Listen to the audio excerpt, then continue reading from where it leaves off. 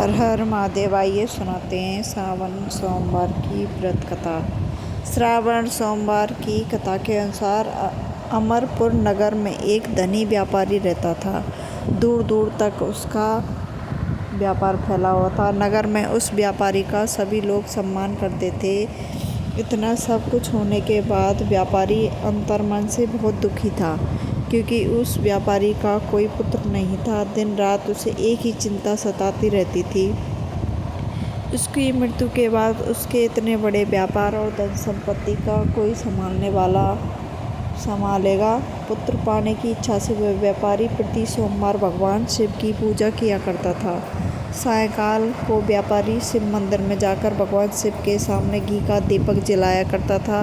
उस व्यापारी की भक्ति देखकर एक दिन पार्वती ने भगवान शिव से कहा, हे प्राणनाथ, यह व्यापारी आपका सच्चा भक्त है। कितने दिनों से यह सोमवार का व्रत और पूजा नियमित कर रहा है। भगवान आप इस व्यापारी की मनोकामना अवश्य पूर्ण करें। भगवान शिव ने मुस्कुराते हुए कहा, हे पार्वती, इस संसार में सबको उसके कर्म के अनुसार फल की प्राप्ति होती है। प्राणी जैसा कर्म करेगा वैसा ही फल प्राप्त करेगा।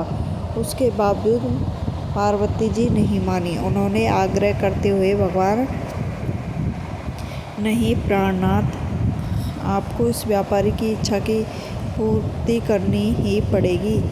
यह आपका अनन्य भक्त है। प्रति सोमवार आपका विधित व्रत रखता है और पूजा अर्चना के बाद आपको भोग लगाकर एक समय भोजन ग्रहण करता है। आपको इसे पुत्र प्राप्ति का वरदान देना ही होगा। पार्वती का इतना आग्रह देखकर भगवान शिव ने कहा, तुम्हारे आग्रह पर मैं इस व्यापारी को पुत्र प्राप्ति का वरदान देता हूँ, लेकिन इसका पुत्र 16 वर्ष से अधिक नहीं जिएगा। इसी रात भगवान शिव ने स्वप्न में उस व्यापारी को दर्शन देकर उसे पुत्र प्राप्ति का वरदान दिया और उसके पुत्र को 16 वर्ष तक जीवित रहने की भी बात बताई। भगवान के वरदान से व्यापारी को खुशी तो हुई, लेकिन पुत्र की अल्प आयु की चिंता ने उस खुशी को नष्ट कर दिया। व्यापारी पहले की तरह सोमवार का विधित व्रत करता रहा। कुछ महीने पश्चात उसके घर अति सुंदर पुत्र उत्पन्न हुआ। पुत्र जन्म से व्यापारी के घर में खुशियाँ भर आई। बहुत धूमधाम से पुत्र जन्म का समारोह मनाया गया। व्यापारी को पुत्र जन्म की अधिक खुशी नहीं हुई, क्योंकि उसे पुत्र की अल्प आयु के रहस्य के बारे में पता था। यह रहस्य घर में किसी को नहीं मालूम था। विद्वान ब्राह्मण ने उस पुत्र का नाम अमर रखा। जब अमर 12 वर्ष का हुआ तो शिक्षा के लिए उसे वाराणसी भेजने का निश्चय हुआ। व्यापारी ने अमर के मामा के दीपचंद को बुलाया और कहा कि अमर को शिक्षा प्राप्त करने के लिए वाराणसी छोड़ आओ। अमर अपने मामा के साथ शिक्षा प्राप्त करने के लिए चल दिया। रास्ते में जहाँ भी अमर दीपचंद रात्रि विश्राम करने के लिए ठहरते, वहीं यह गौ ब्राह्मणों को भोजन कराते। लंबी यात्रा के बाद अमर और दीपचंद एक नगर में पहुँचे। उस नगर की राजा की कन्या का विवाह खुशी में पूरे नगर को सजाया गया था। निश्चित समय पर बारात आई, लेकिन वर का पिता पहले अपने बेटे के एक आंख काना होने के कारण बहुत चिंतित था। उसे इस बात का भय रहता था कि राजा को इस बात का पता चलने पर कहीं वह विवाह से इनकार न कर दे, इससे उसकी बदनामी होगी। वर के पिता ने अमर को देखा तो उसके मस्तिष्क में एक विचार आया। उसने सोचा, क्यों न इस लड़के को दूल्हा बनाकर राजकुमारी से ब्याह करा दूं। विवाह के बाद उसको धन देकर विदा कर दूंगा। राजकुमारी को अपने नगर ले जाऊंगा। वर के पिता ने इस संबंध में अमर और दीपचंद से बात की। दीपचंद ने धन मिलने के लालच में वर के पिता की बात स्वीकार कर ली। अमर को दूल्हे के वस्त्र पहनाकर राजकुमारी चंद्रिका से विवाह करा दिया।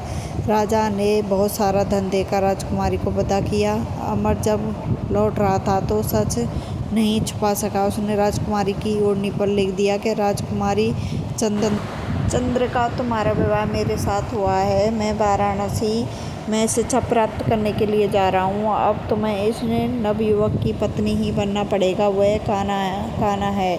जब राजकुमारी अपनी ओढ़नी पर यह लिखा हुआ पढ़ा देखा तो उसने काने लड़के के साथ जाने से इनकार कर दिया। राजा ने सब बातें जानकर राजकुमारी को महल में रख लिया। उधर अमर अपने मामा दीपचंद के साथ वाराणसी पहुंच गया। अमर ने गुरुकुल में पढ़ना शुरू कर दिया। जब अमर की आयु 16 वर्ष पूरी हुई तो उसने यह एक यज्ञ किया। यज्ञ की समाप्ति पर ब्राह्मणों को भोजन कराया, खूब अन्न वस्त्र दान दिए। रात को अमर ने शयन कक्ष में सो गया। शिव के वरदान के अनुसार शयन अवस्था में ही अमर के प्राण पखरू उड़ गए। सूर्योदय पर मामा अमर को मृत देखकर रोना पीटना शुरू किया। आसपास के लोग भी एकत्रित होकर दुख प्रकट करने लगे। मामा के रोने विलाप करने के स्वर समीप में गुजरते हुए भगवान शिव और माता पार्वती ने भी सुने। पार्वती जी ने भगवान से कहा, प्राणनाथ, मुझसे इनके रोने का स्वर सहन नहीं हो रहा है, आप इस व्यक्ति के कष्ट दूर करें। भगवान शिव ने पार्वती के साथ अदृश्य रूप में समीप जाकर अमर को देखा तो पार्वती जी से बोले, पार्वती है तो उसी व्यापारी का पुत्र है। मैंने इसे 16 वर्ष की आयु का वरदान दिया था, उसकी आयु तो पूरी हो गई है।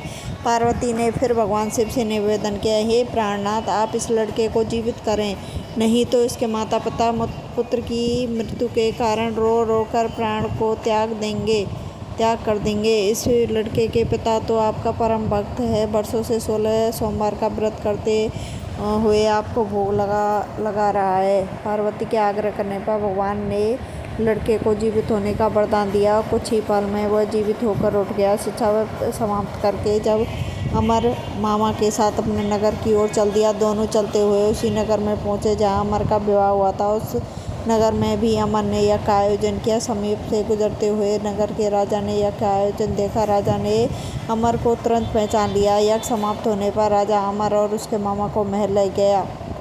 कुछ दिन उन्होंने महल में रखकर बहुत सा धन वस्त्र देकर राजकुमारी के साथ विदा कर दिया। रास्ते में सुरक्षा के लिए राजा ने बहुत से सैनिकों को साथ भेजा। दीपचंद्र ने नगर में पहुंचते ही एक दूत को घर भेजकर अपना आगमन की सूचना भेजी। अपने बेटे अमर के जीवित वापस लौटने की सूचना से व्यापारी बहुत प्रसन्न हुआ। व्यापारी ने अपनी पत्नी के साथ स्वयं को एक कमरे में बंद कर रखा था। भूखे प्यासे रहकर व्यापारी और उसकी पत्नी बेटे की प्रतीक्षा कर रहे थे। उन्होंने प्रतिज्ञा कर रखी थी, यदि उन्होंने अपने बेटे की मृत्यु का समाचार मिला तो वो दोनों अपने प्राण त्याग देंगे। व्यापारी अपनी पत्नी और मित्रों के साथ नगर के द्वार पर पहुंचा। उन्होंने बेटे के विवाह का समाचार सुनकर पुत्रवधू राजकुमारी चंद्रिका को देखकर उनकी खुशी का ठिकाना न रहा। उसी रात भगवान शिव ने व्यापारी के स्वप्न में आकर कहा, हे सृष्टि, मैंने तेरे सोमवार के व्रत करने और व्रत कथा सुनने से प्रसन्न होकर तेरे पुत्र को लंबी आयु प्रदान की है। व्यापारी बहुत प्रसन्न हुआ। सोमवार का व्रत करने से व्यापारी के घर में खुशियाँ लौट आईं। शास्त्रों में लिखा गया है कि जो भी स्त्री पुरुष सोमवार को विदित व्रत करते हैं और व्रत कथा सुनते हैं, उनकी सभी इच्छाएं पूरी होती हैं। जय हो भोलेनाथ, सबकी मनोकामना पूर्ण करना।